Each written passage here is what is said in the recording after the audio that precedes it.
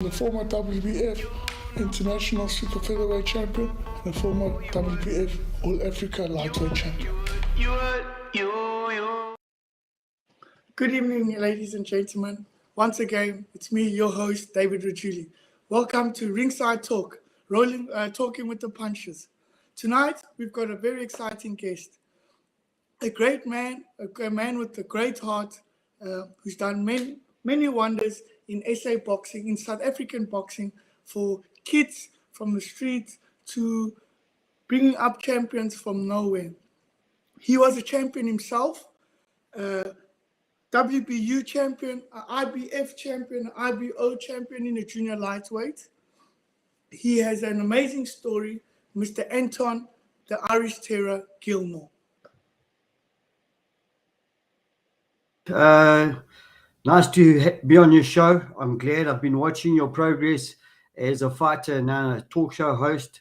You've done well in life, and I'm impressed because you came through our gym. And as you said earlier, I was the man that taught you how to throw a jab properly. So I feel honored to be on your show, my boy. Thank you, Anton. Welcome tonight. And yeah, man, just like you were touching there, saying that if the viewers don't know at home, Anton Gilmore actually was my first coach. I remember Anton walked in your gym, me and my mom. I think I was about, 11 years old or something, 10 years old.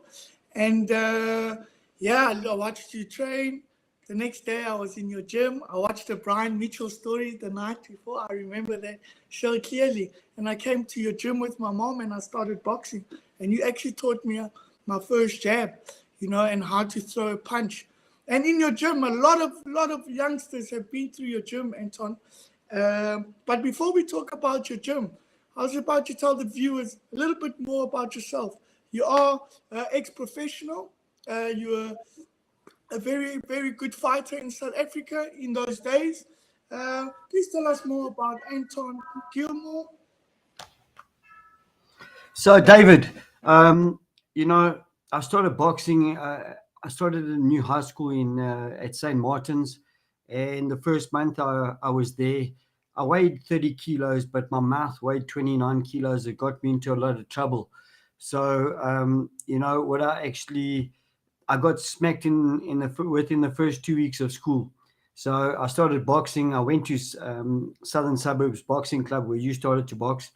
And from that very first night, the first day you walk into the gym is the first day that you spar as well. So I was thrown into the deep end and I was crying, had a blood nose. I got smashed by kids that had been boxing 3 or 4 years longer than me, but I loved it. And from then on, I always got the best attendance awards and things like that. I was just fully committed once boxing started. And then, that was standard 6 or grade 8, as they call it here and there now. And by the time I left high school, I was SA champion.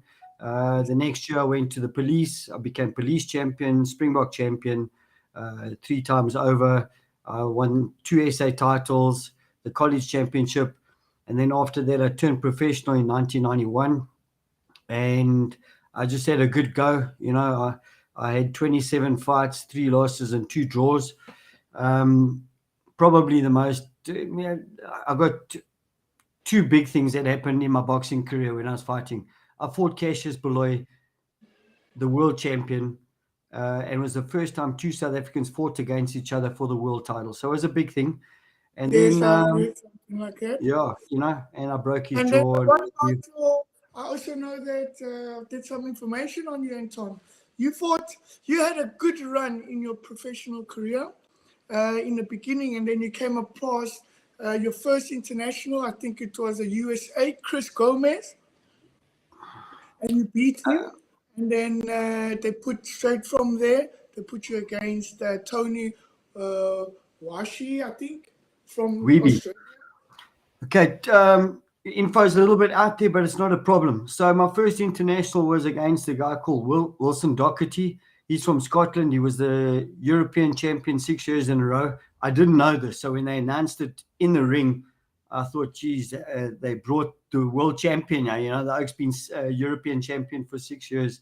So that was a good first international. The next one was the silver medalist from the Olympics, Con McMullen. And then a couple of years later, I fought Chris Gomez, and I blew him away in 4 rounds, I think it was. And then I fought Tony Weeby. He Yes. was the WBF world champion. WBF wasn't respected in South Africa yet or accepted. And he thought he was going to knock me out. And truly, I gave him a hiding. And then I fought the Free State champion. I knocked him out in 2 rounds. And then I fought the Commonwealth champion, Neil Swain. Yes. That was in Sun City. And nominated Fight of the Year. He was an awkward southpaw, but I also gave him a nice boxing lesson. Then I got my big break, a real world title in New York, or just outside New York, in 1996. Funny enough, yesterday was the 26th anniversary of that fight happening, you know. So, yeah, there's a whole lot of excuses as boxers like to make and what have you.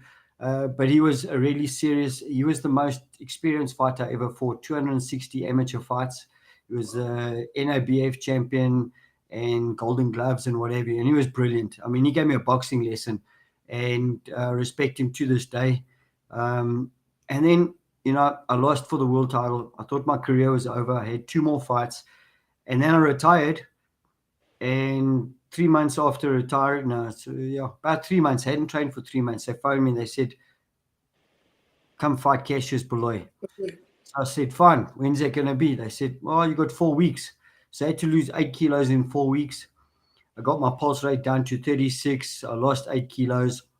I was ready as ever. I did 10 rounds of hand pads before I went into the ring. And I had a great show. People say I won. It doesn't really matter. The decision's been made.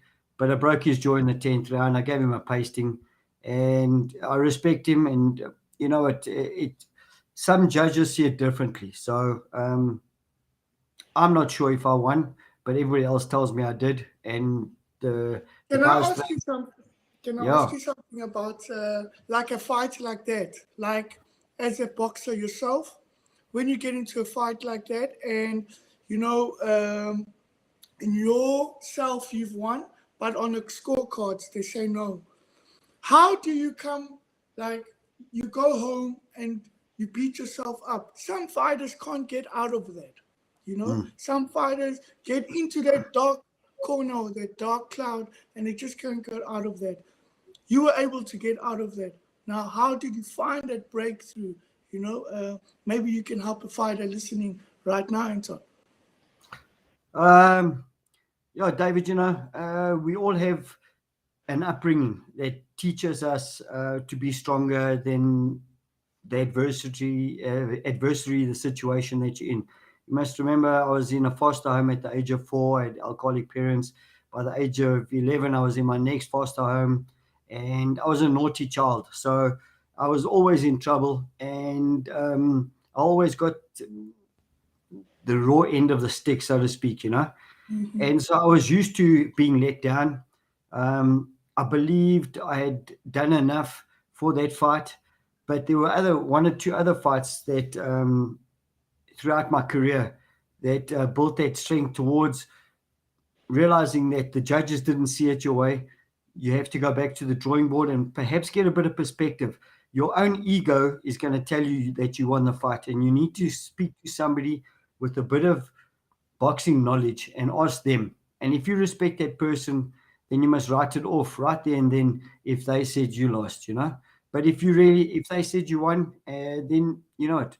That's boxing, is a common saying when you get a loss that you shouldn't have gotten. So in life, when something goes wrong and it was too bad for you, people always say, well, that's boxing, you know, it's an expression. And on that day, that was a typical situation that I was going through. And so I just let it go, you know. It's one of those things. And I retired happily with the contentious loss. And, you know, for 11 years, I stayed quiet until I made my comeback at the age of 38. Yes, I remember that. That's what they're doing nowadays all over in America and stuff. They're all coming back. That was a nice comeback. I think it was at your shows. You used to have the best shows called the Southern Giants. I've fought on 2 of those events. It was mainly for your son. you to do funds for your son and all. And tell me now, with your career, let's go to your titles. You won a WBU. I'm sure most boxers right now, these days, in the generations after us, wouldn't know what a WBU. We don't see it a lot. And you had a WBF title and also an IBO title. Tell us about those. How many? David, I hate to burst your bubble, but I'm the uncrowned boxing champion because I never actually won a boxing title. I fought the WBF World Champion, Tony Weeby. It was a non-title fight because it wasn't respected or recognized in South Africa yet. Then I beat the Free State champion. And then straight after that, I beat the Commonwealth champion, Neil Swain from Wales. And also, he wasn't willing to put his title up on the line. So I beat those two guys and still no title. Then I got my big chance in America for the WBU title against Max Gomez. I lost that fight fairly on points. Then a year later, I fought Cassius Beloy for the very same title, the WBU title. I didn't beat him. Some say I did. Anyway, nevertheless, I finished my boxing career with no titles, having 27 fights, being number 3 in the world in the IBF. And so I had a good career. I like signing my name, the uncrowned champion, because I believe I did enough, and I fought some serious guys. And I've never been knocked out in my career. So, I resigned on a good note. And I'm sorry to let you know that your information was wrong, but that's it. I'm the uncrowned champion. Yeah, you should speak to Super Sports. They got something else in there. Yeah, well, check your sources, eh? Yes.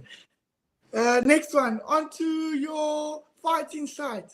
Before you get into the fighting side, you went on to open up a wonderful gym in Johannesburg called Box Office, where you have a lot of the guys from around the area. Obviously, everyone knows the Joburg South, and you've brought out a few champions out of there. I've had one of your champions on my show as well, Paul Kamanga. He came from your gym. You actually made him WBA champion. He was with you. You made him a champion. And you've had Jason Biederman. You've had some good champions in your stable.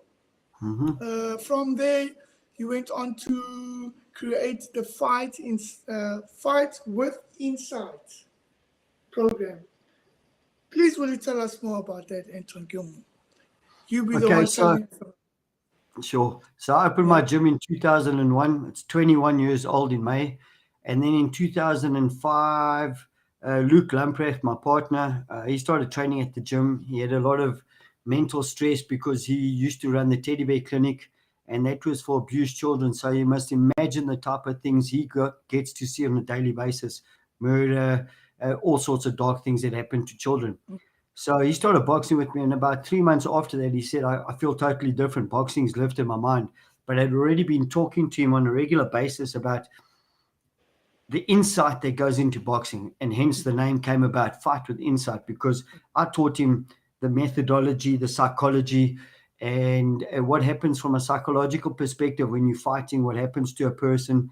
And he realized that this program, boxing, is brilliant for his project. And we rehabilitated 130 child sex offenders that were children. Now, that's a pretty good thing. It's the most successful project in the world of its kind, because one child sex offender offends 364 people in a lifetime. We've had no repeat offenses recorded since 2006. So that is 16 years ago. And Yes. you must realize, one child sex offender offends 364 people in a lifetime. 130 times 364, it's over 50,000 cases of abuse not happening in the future. One child, yeah. So one person that's offended will go into offend 40% of the time. So it's a self-replicating problem. Then in 2014, Luke said to me, Anton, let's open this gym to all the inner city kids to get involved with their lives before they make mistakes, so that they don't have to go to court and get arrested. And we opened that in 2014. We've probably trained Yo, 4,000 or 5,000 kids in that time. We've got the biggest amateur boxing club in South Africa. We've got 72 registered amateurs. We've got a couple SA champions. We've got guys in the Olympic squad. I've got a batch of pros that have come through the school now. Yes, The kids yes. don't just box with us. Some of them have got degrees. They all know how to cook. They do a boot camp on Saturday mornings, which is about 75 people strong, where they Can I go stop around you there 12 quick? days. Sure, because Sorry, I can Anton, talk I heard every day. something very nice there. You say that through this, the kids are getting degrees, being taught how to cook, being taught how to take care of themselves in this. Please touch more on that for us. Sure. This is very So nice look, and interesting. Yes. boxing academies, a lot of people label themselves boxing academies, but a boxing academy takes a person, teaches them boxing, but it also teaches them life skills. So that's what we and Luke really wanted to do. So the kids come to us, and they've been with us since 2014. It's close on 8 years. And like Reggie Magashua, he said, no, listen, he wants to study. So he went and studied, and he's got a BCom in business, and he's got a second Wow, degree in advertising.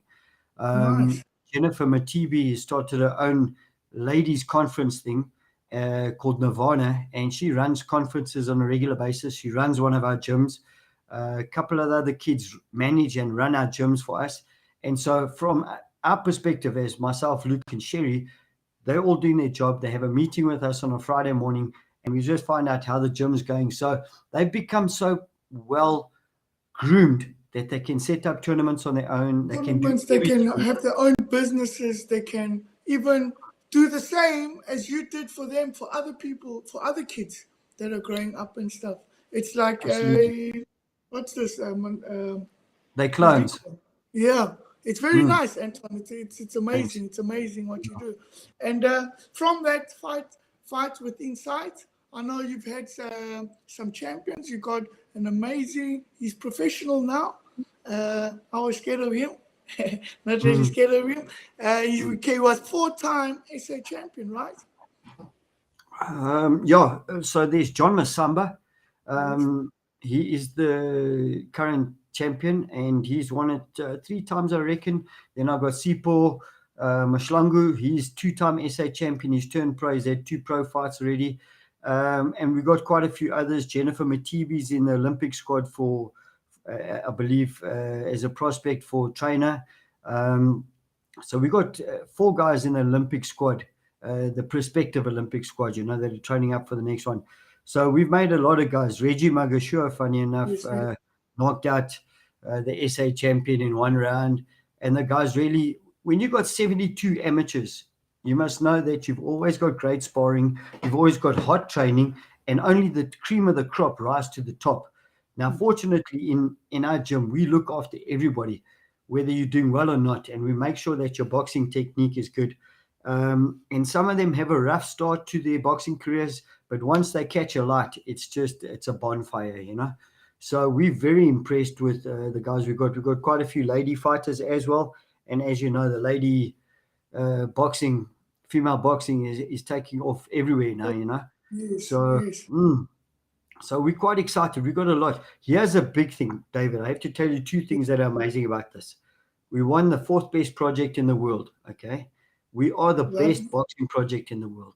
Okay. lovely. Um, Yes, it sounds by the end amazing. of Eh? this, I know. By the end of Just this year, listening to, yeah, even just my boss, listening to, I'm I just know it just listening to blows your what you're mind. Eh? saying. It's blowing Mm, my mind. Yeah, it's touching my heart actually. Like I'm yeah. just because I've been in those streets. I've seen the kids that you've helped out and stuff. And I remember when I came to train there with the kids. This was many years ago. So you've grown, and just Mm, listening to how it's grown is it's heartwarming. And even those kids, I know what kind of kids you're talking about, and to know that you can take them off the streets and groom them into men of society, into businessmen, into family men, just through boxing is mm. it's amazing. It's very So very that amazing. That was Luke's big idea. He wanted to exit good men into the world through our boxing project, and he's achieved so much. Like Luke has really put his heart and soul into this. All those people, those kids at the gym, they're his kids. They love him dearly. and we Sorry to support it. interrupt you, Anton, but just wanted to say we need more boxing gyms like this, because I think you touched on something. Amateur boxing is not really like this. Amateur boxing is more, we go in, blah, blah, blah. We want to fight. The coaches, because what I'm hearing there, I'm hearing family. I'm hearing people taking care of people, not just, hey, fighter, come train, boom, boom, boom, go, win golden gloves. Now we take you, become a superstar. If not, you're down there. I'm hearing family. I'm hearing, like you say, 72 boxes. Everyone's looked at the same, even though, where in some gyms, if you rise up, they only look at those ones that are here. The ones at the bottom is they fall away. And I think that's where the problems are, not just in the amateur gyms, also in the professional gyms. We need Sure. more family-like gyms like this, where we work together. We as a team, as a family, we stand by each other. And this is amazing, Anton. This is very amazing. Yeah, what's important, Luke is the conduit, and he connects all of the kids together. Sherry, my partner, Sherry Errington, she's brilliant at just making sure that everything's running smoothly. We've got TK. We've actually got so many people that are on board with us, that nurture and look after and put into the project. Like the people that arrive on Saturday mornings, they're willing to help out the kids, and they come from impoverished backgrounds. They stay in Hillbrow. So, like in 2018, we took 9 kids from Hillbrow to Brazil to go fight there. You know what I'm saying? So we fought in the favelas, which is the poorest of the poor places in Rio. And I was lucky enough to get to fight in North America and South America, because I fought their coach in an exhibition bout, and it was a lot of fun. I mean, the video itself is fantastic. But so we did that, and then we also look after kids that have autism. Now, autistic kids are very, very unique. Okay, they can't be touched. They live in their own world. But we've designed such a good system with these kids that the kids are actually able to spar. Low functioning autistic kids are able to spar. So you have no idea. But if you don't tell an autistic kid you're going to hit him, and when he does get hit, he goes into shock. But if you say, listen, got to keep your hands up, and I'm going to hit you, they start laughing, and then you hit them, and not hard, okay? It's not like I'm beating the kids up, or anybody is. But they get prepared, and then they can prepare their minds, because they live in a unique world. And but this also teaches them, even outside of the gym, I think, to be prepared, to be able to defend themselves. I think because autism, you would think, but not to say they can't defend themselves, but this gives them a little bit of that boost, that confidence, that they are one with the world, and they're not, Yeah, it's an incredible thing, David. If you throw your left goes to the right side, your right goes to the left side. It's called midline crossing. It's very good for brain activity and learning and things like that. And that's what's actually one of the major triggers for us in helping coach these kids and bringing them into a more educationally illuminated type of life, and they get a lot more confident. Now, I see those same kids that we were teaching 4 or 5 years ago walking around the building, actually doing jobs for their school, like they do at Fight with Insight. They got their own autism schools, and they're doing that. So listen, I have to say this, and it's a very important thing, and that's why I came into boxing. Boxing is not just for fighting. Boxing can be used for autistic kids, for kids at Tara with psychological problems, the man that's going to get divorced and his life is falling apart, the guy that's bullied. It just lifts people's minds. It takes them out of a hole and puts them on the planet. Yes, I think it's also it's a lifesaver, this boxing sport. It saved my life. I don't know where I would be with boxing, I know.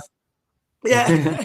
You'd be a naughty one and you'd be arrested 5 or 6 times, Yeah. But yeah, man. But Anton, it's so lovely that you're doing this for the people, and the coaching that you're doing, even with the kids and all through boxing. this is amazing. We need more things like this. I think these days we just have just your normal boxing gyms where you come in there, you just work, and you go home. There's no family. There's no bond. Even if you're not. Uh, So, yeah.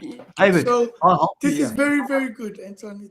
It's Thanks. for me Let me right tell you now. I what the can't even gyms. speak because I know your gym, so I know, Yeah. like, I haven't seen it long, but what I'm hearing, and it's touching my heart. Hey, it's like I'm Mm. losing my words even. It's amazing what you've done and how it's grown.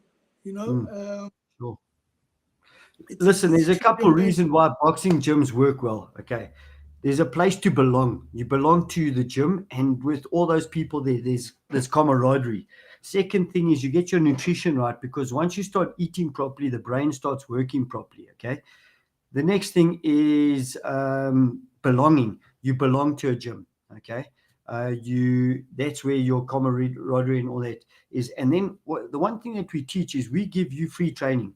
You got to give back to society. So it's being learning to be generous. Generosity is one of the big things that we teach, and all our kids are so well mannered. We get the best attendance and the best behaviored kids every single year at the amateur awards. And all of them, if you walk into our gym, they will shake your hand or they will say hello, because now COVID, you can't shake hands, but they are the most well mannered kids ever. And the sense of belonging and a place to go for a child that lives in Hillbrow at 2:30 in the afternoon when school's finished, and they have a good place to go. That's the winning item there. Is there's somewhere safe to go, because if they go home or whatever, it's not going to be safe. Now, when the kids walk home, they walk home in groups. That's added safety, And David, people in all over the world, they might not know, but Hillbrow is one of the most violent places in the world. Mm. And we all know, yes, in South Yeah. Africa, yeah, Uh, very, very dangerous there. But very good, Anton.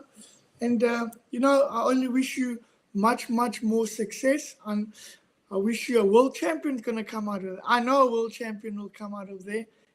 Definitely not just one, a few. Moving on to your pros, Anton. You got some pros now. Uh, I'm not sure. I'm gonna ask you. You still with Michael McQuena? Is he still with um, you? Michael's sort of semi-retired. We had that fight in Indonesia for the world title, and in Yes. the first round, he dislocated his shoulder, and he carried on fighting with a dislocated arm until the eighth round, and then he had to bail out because that was it. And then he was with me for a little while longer after that, and then he migrated to Stratum, and he Okay. was Okay. getting ready because I got quite busy and my mind wasn't totally focused on the pros and whatever, because our gyms were growing. I had the one in Hillbrow. Now we've got three in Hillbrow. Um, and then we've got my gym, and I was promoting and whatever. So I was just under wraps. So I couldn't always get to the pro training. I've promoted 123 sporting events, Yes. over 20 years. I've pulled Yeah, off that's the a lot. biggest amateur pro-am tournaments in the Yes. country. I've done I think incredible things. that's And it's not me. I mean, the people of the south of Johannesburg, like uh, you guys helped create me so that I could be this big promoter, so to speak. And there's also this person that looks after others. By the way, on Wednesdays, we also feed 160 people every Wednesday for the last 4 years. It's my yes. feeding I've seen scheme, that. or our feeding scheme, with Jeff Ellis and Paulina and Eric Hane. And that's been, even during lockdown, we took packages and parcels to people so that nobody was left out. And that's 4 years. It's over 40,000 meals that have been fed to the people. I wonder why they call you the Irish Terror, because you sound more like the God sent, not the Irish Terror. Uh, Dave, let me tell you something, and I'm glad you actually asked this question. I was actually called the Irish Terrier because, like a little terrier dog just Terror, never bull gets terrier. after. And then when I Yes. made my comeback, Bongani Magasela got terrier and terror wrong. No disrespect to him. And they called me the Irish Terror. And now most people think of Irishmen as terrorists because of IRA and things like that. But anyway, so that's where it came from. But essentially, my real boxing name was the Irish Terrier. Okay, nice, man. But it's not a mistake, David. No problem. I want to ask you about my favorite fight that's coming up, and you can give us a little bit of that. We've got Oscar Valdez fighting Shakur Stevenson. I think this is going to be the fight of the year.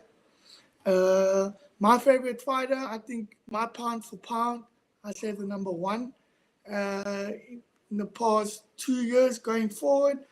Oscar Valdez, I think he's in his prime now. He's unstoppable. I'd like to see him fight some other big names. What do you think of this fight, and where do you think it will go? Look, there's been a lot of talk about Shakur. He's just been blowing the guys away, and he is hot. Valdez, he's on the lips with Canelos and Pacquiao's and all those names, so he's right up there. It's a hard one to choose, similar to quite a few fights that we've had recently. Who you're going to pick? I mean, remember the Mchunu versus Makaba fight, which was recently there. I mean, nobody knew who was going to win that fight, Yeah. So, this upcoming fight, Stevenson and Valdez, it's a toughie. I don't want to put my head on the block here without actually seeing more info about that, Okay, and then what would you say with the different fighting styles? With Alves, with Valdez, his strong forward, come forward, punching, versus Stevenson's class, coming and boxing. What would you think? What should Valdez do in this kind of fight? Because his last fight, not his last one, when he fought the Mexican. That was when he knocked out the Mexican. That was an amazing fight, the way Valdez went. You reckon if he fights like that, he can stop Stevenson? Or what do you think? Stevenson must outbox him, box on the outside? Because there's two different fight styles there, definitely. So let's take this fight back to something that was replicant of this fight. Duran versus Leonard, okay? Duran coming forward, he was an animal. And you got Sugar Ray Leonard, the classy fighter. The first fight, Duran won because he made Sugar Ray angry. Now, Stevenson needs to stay calm, just keep him on the back foot, clinically take him to pieces, move, don't get into too many scraps with Valdez. Valdez needs to slip his head a lot, get inside, work as quick as possible, roll, come out with the hooks. And every time Stevenson steps back, he's got to slip and then come back with some more punches. So he's got to fight from angles. Hopefully he has enough intelligence to do that. And then Stevenson, he's just clinical. So he's just got to stick to that pure boxing style of just picking a man off, What do you think? For me, I think Valdez also to come in, push with his punches, and I think he will work Stevenson down. I really think, as I say, Valdez is my favorite fighter. I think that if he pushes and he fights smartly, hands up, comes in under and works, he can really, really, really tire Stevenson down in the later round. On me, I think he can stop Stevenson in round 8, 9, 10. If he pushes, doesn't give Stevenson a chance to pick him off. Okay, that's what I think. And with Stevenson, I think the only way he can beat Valdez, he's going to have to pick his punches and move. He cannot want to stay and try scrap or want to, try and trade with Valdez, because I think Valdez, I really think, is a bit more harder. The Mexican style is a little bit too hard for Stevenson. I don't think Stevenson has had a fighter like Valdez. So, for me, Valdez. See, David, I'll tell you why you like Valdez a lot, because that's your fight style. That's my style. And that's it. So, you're supporting the style that you got, and that's respectable, because you like that fighter. He fights the way you would like to fight. So you're going to support him.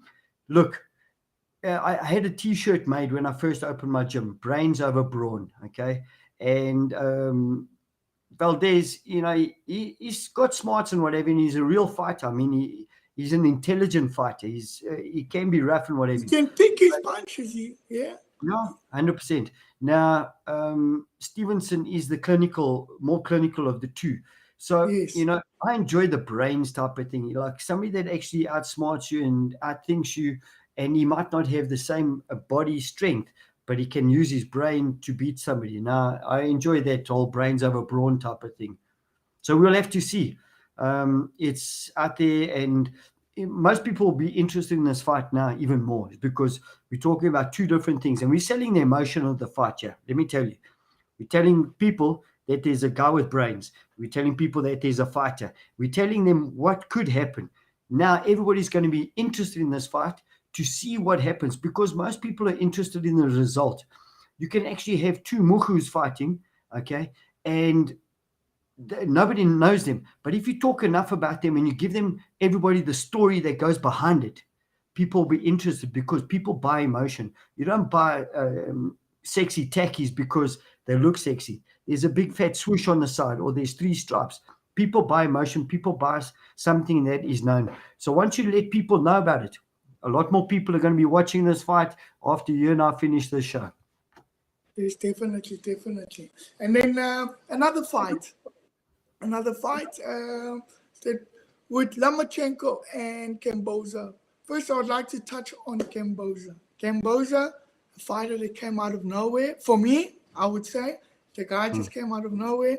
He, I also love Arturo Gatti. He reminded me of Gatti when I was watching that fight. I was like, wow. And he came out of nowhere, and now I see they signed to fight with Lomachenko.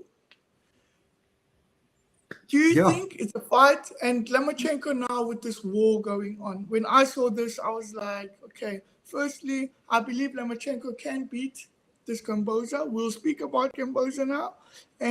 But do you think this is fair for Lomachenko to take a fight like this in what's going on in the Ukraine?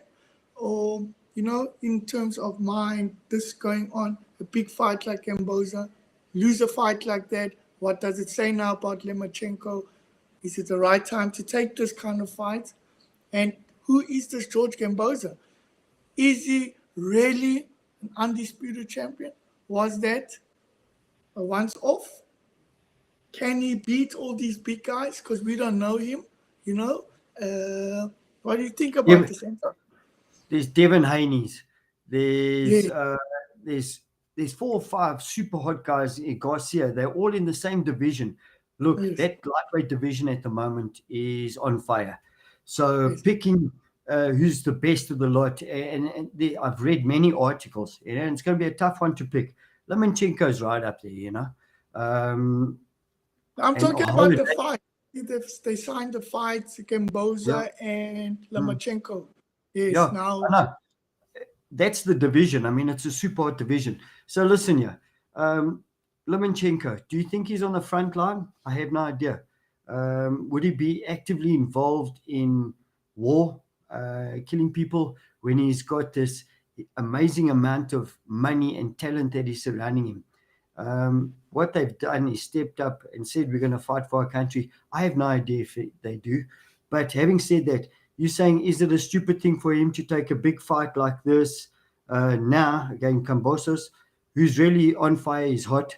But listen, remember Roy Jones Jr.? He would play a 45-minute game of basketball, go to the boxing arena, knock the guy out in 4 rounds, and that's it. Lomachenko's the same type of guy. He can box. He wouldn't need a warm-up. He'd just throw him in and he'd be ready to go, okay? But I do like Kambosos because he's got the guts. He's like an Arturo Gatti. It's a Mickey Ward or Arturo Gatti type war, perhaps, that we see coming up. Lomachenko is going to be the mover, and he's going to create angles and whatever. So Kambosos has got to come up with a strategy that takes him off his feet. And, Lomachenko has been beaten. And what do you mean off his feet? Do you think he's a flat-footed fighter? Or no. So it means he's up on his feet, and you've got to take him off his stride. You've got to actually disable his balance So wherever he Okay. goes, you've got to put the pressure on him so that he can never settle down and feel comfortable in the fight. Soon as a man feels comfortable and he's got his range worked out, then the fight's easy for him. And that's a Lomachenko thing. Now remember, Lomachenko doesn't box with his hands up, eh? So he's always got to move his head. He'll always be moving. So what Kambosos has to do is pick his hands up, put the pressure on Lomachenko, corner him with his hands down, and then he's going to have to use a couple fakes, because a guy with his hands down, the first punch you throw, he's already expecting that punch. He's going to slip and he's going to come back with punches. He's going to step, roll, duck, whatever, and he's going to come back with punches. So what's important is that Kambosos fakes and then he corners him and then he hits the real punches. That's good. That's nice. That's nice. Yeah. It's very exciting fights. Those are my two fights.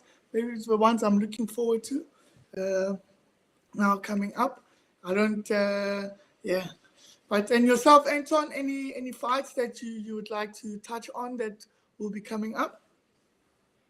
You know what? I'm a huge Canelo fan. Okay. Yeah. And what he's doing, going up and down all the weight divisions and just cleaning up where he can, that's great. You know, we just had the Mchunu versus Makabu fight. Makabu won. He was destined to fight Canelo, and Canelo was going to be chasing off after his 5th world title at the cruiserweights. That fight fell through, and it looks like there's somebody else on the Cinco de Mayo day in May that Canelo will be fighting. So that's it. I just love Canelo. I think he's fantastic. I rate him as my favorite at the moment. I wouldn't say he's the best in the world, but he just seems untouchable.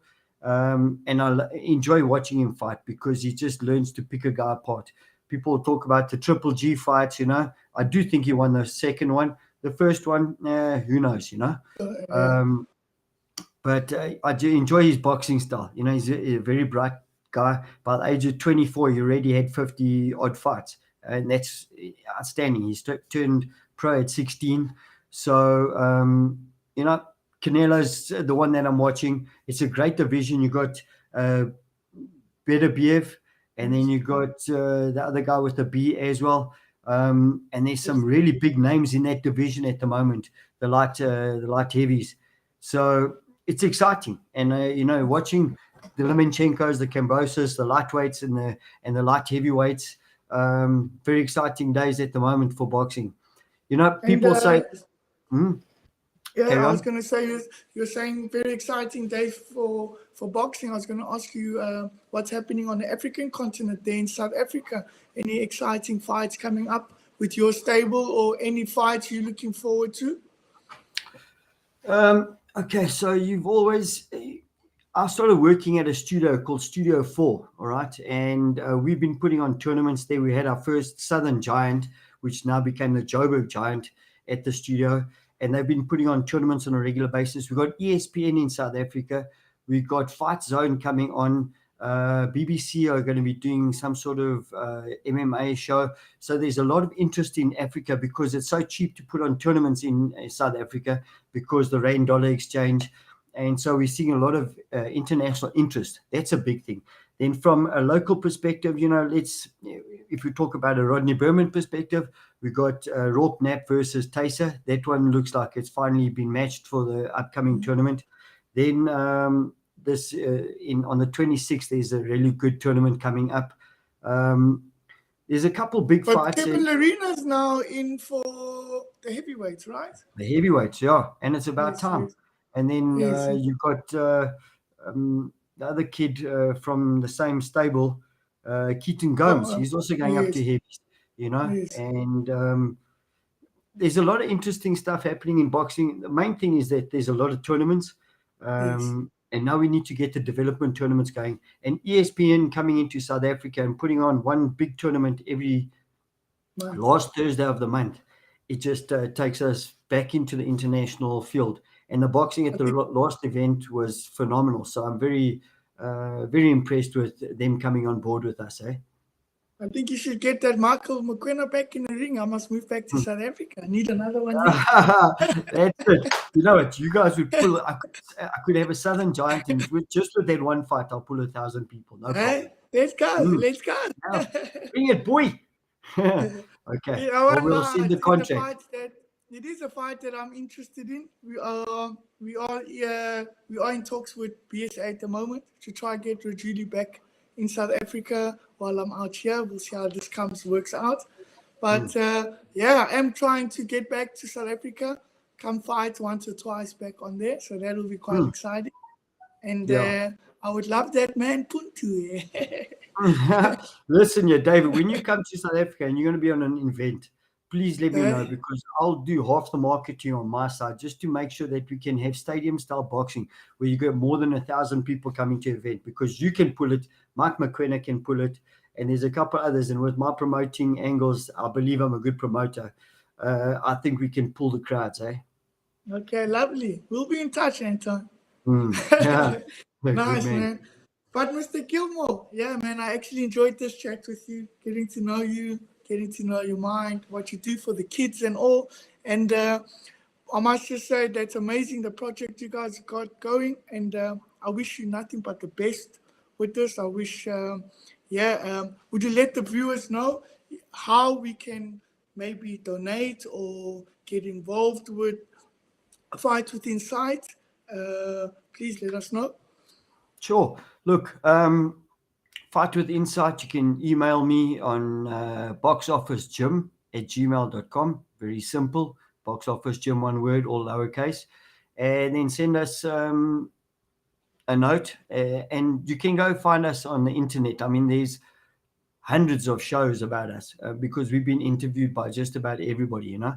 And so you can go find info. Just Google Fight with Insight, Anton Gilmore, Luke Lamprecht, and whatever, and you can see what we've done. So currently, David, one gym, we look after 72 amateurs. There's 225 amateur boxing gyms in South Africa. Imagine 10 of them each looked after. Imagine each one of them looked after 10 kids. It's 2,250 kids per month looked after in boxing projects. Imagine how you can turn the youth of the country around just by boxing alone. And so the need is for gyms to adopt some sort of project manner like ours. No, we're not the best. I don't want to be out there saying that we are the best, but we are pretty good. If you can follow some sort of methodology, you can look after so many kids. And that's what I'd like to do, is make sure that we get kids off the streets into boxing gyms and turning the kids are our future at the end of the day. The youth, boxing will save the youth, and the youth will save the country. Amen, brother. Anton, we've just got a question for you from the guests. Yes. Someone asked, how do you see the unclogging?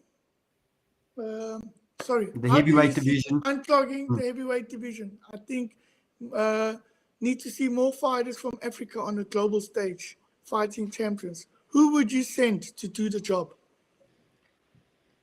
So, you know what, if we have to look locally, who's good at training heavyweights? Funny enough, I believe Peter Smith's good at training heavyweights. Training heavyweights and lighter weight divisions is a totally different game, by the way. The training technique and everything is different. So are you going to send somebody from overseas, bring them to South Africa so that they can fix up our heavyweights? And here's a funny thing. We've had more activity in the heavyweights this year alone and last year than ever before. Okay. So we've got a lot of heavyweights coming through, eh? And, you know, like you've just got Kevin Arena gone to the heavies, and Keaton Gomes and Lebo Mashatua and Akani Puzi. So there's a lot happening in the heavyweights, okay? So it's just a matter of time before it catches fire, and we've got a new SA heavyweight champion, Johan Roux, who's fighting the Red Beast, Josh Pretorius, in a week's time. So the heavyweights are on fire again in South Africa. How you fix them up is, I think you need to get behind them and make sure that they've got the correct nursing, good training and things like that. And currently it seems like guys like Matthew Leishing, couple others that fail me now, but there's a couple good names. I mean, Matthew Leishing was a guy that came from our gym, if you remember, and he landed up training Tian Fick, and he took him from a 0 to SA champion in a couple of years, within about 10, 12 fights, you know. So there's some good guys out there. Title with him. I won one of the titles with Matthew. Yeah. There you go. So you know Matthew well, and Matthew's a really awake coach, you know. and I enjoy his boxing style. But you need to get a special coach in to look after the heavyweights, and also we need to get the marketing mechanism behind the heavyweights and say that we've got heavyweights again and put a lot of noise behind it. Whether we're the best in the world or not, we're the best in South Africa. So since we've got 10, 15 heavyweights for the first time in years, let's make a noise. Yeah. But tell me something. When you say making a noise, sorry, now we're going to touch back to this topic. When you say making a noise, okay, wouldn't you say they make a noise in the States and everything because there is so much money behind the heavyweight fighters? So when you got heavyweights fighting, they get paid like the Tyson Furies. That's why the noise is so big behind them, because the money is so big behind them. So if the money ain't that big, the noise ain't that big. Don't you say maybe this is a little bit of a problem? I'm not saying this is the problem. I'm saying, don't you think maybe this could be the problem? There's not like that to help that money to help the backing with the fighters, especially the heavyweights, as you say.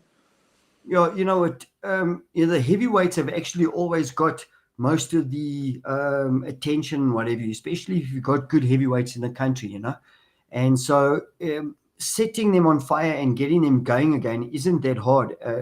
There's a lot of interest in South Africa at the moment because we've got so many good heavyweights and they're doing well. I mean, Yuan Ru came out of nowhere and he beat Tian Fik for the SA title. Brilliant, So making a noise about them, there's already a lot of noise, and from Cape Town we've had a lot of, Cape Town, Yuan Ru and Tian Fik, okay?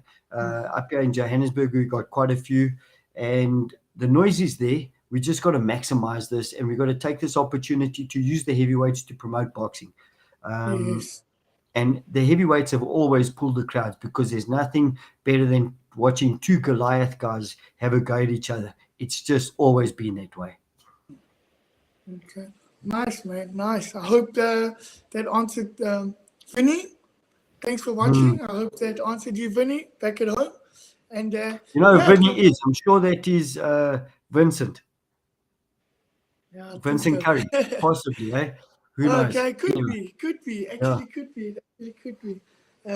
This show is amazing. I've got a lot of people I don't even know that watch this, and they see me on the street. It's quite cool. But anyway, Mr. Gilmore, thank you for spending some time with us and just touching on a few things and talking to us. I will take you up on that offer, and please leave us with some clothes. Yes, no, it's Vinny. Okay, Vinny. Got the wrong Vinny, but it's Vinny. Yeah, okay, Vinny. Good man. Okay, lekker Vinny. Mr. Gilmore, would you leave us with some closing statements or anything? I always said boxing can do wonders. Okay, it can take somebody from Hillbrow and put them on the world map. It's made for the impoverished people, the people with problems in their head, and nowadays you're getting a lot of white collar boxing, which is all the rage at the moment, and now it's changing its name to master boxing. Okay, and you'll know this from the WBF. It's a big thing. White collar boxing is actually going to be probably the biggest rescue of boxing alone, because it brings a higher LSM of 5 and up into boxing, and we get sponsorship and donations and a lot more voyeurs coming into boxing. So everybody wants to carry on amateur and pro boxing, but let me tell you, white collar boxing, or master box as it's known, is going to make a big impact on boxing in the future. Okay, nice, Anton. Nice, man. Any closing words, Anton? No, David, what you're doing here is you're illuminating people to what's happening in the world in boxing. Enjoy it. Thank you, brother. And I'll be watching your show on a regular basis now. It's nice to see you got a good show. Thank you, Anton. Thank you for taking the time to speak to me. Thank you for teaching me how to punch when I was little. Now I'm here. Thank you, man, and thank you for what you do for the kids, and carry on being a good man that you are, Anton. Thanks for taking time to be on my show, and we'll be in touch about that fight. Ringside with David Rajuili. Thank you very much. Yes. Thank you very much, viewers, for watching tonight. I was kicking it back with my ex-trainer, Anton Gilmore. a very good man, a great man actually. And catch us next week. We will be talking to one amazing fighter. I will drop you the news tomorrow, and have a nice evening. Thank you very much.